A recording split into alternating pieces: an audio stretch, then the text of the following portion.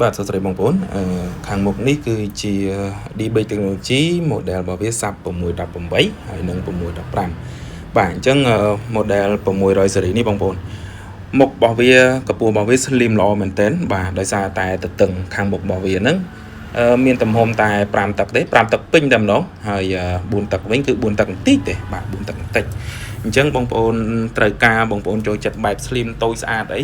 បងប្អូនអាចជ្រើសរើសយក model 600 series នេះបានបាទយក4តឹកក៏បាន5តឹកក៏បានដែរបាទមាន stock អូខេអញ្ចឹងសម្រាប់ DB Technology នេះសម្លេងរបស់វាគឺបែបសតុនវាអត់ខ្លាំងទេបងប្អូនប៉ុន្តែសតុនដឹមអញ្ចឹងបើសិនជាបងប្អូនគាត់ត្រូវការគាត់ចូលចិត្តអាបែបសលេងអញ្ចឹងអី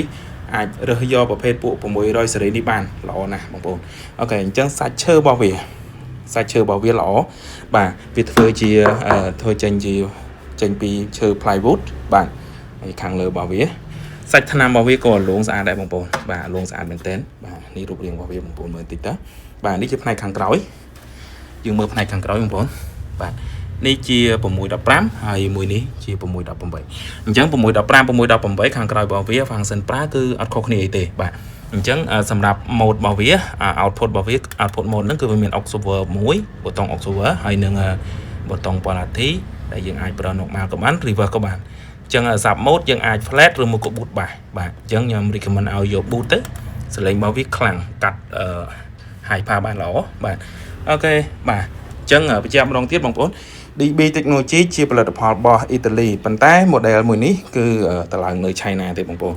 អញ្ចឹងបើសិនជាបងប្អូនមានចម្ងល់អីអាចមកតេស្តសលេងក៏បានអាចឆាតសួរក៏បានដែរបាទតម្លៃគួរល្អដែរ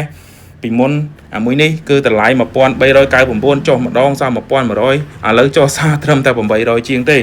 បាទហើយនេះក៏ដូចគ្នាតម្លៃ1000ចុះនៅសល់ត្រឹមតែ700ក្រាស់ទេអូខេបាទបងប្អូនអញ្ចឹងបើសិនជាបងប្អូនមានតម្រូវការអាចយក model 2នេះក៏បានអរគុណច្រើន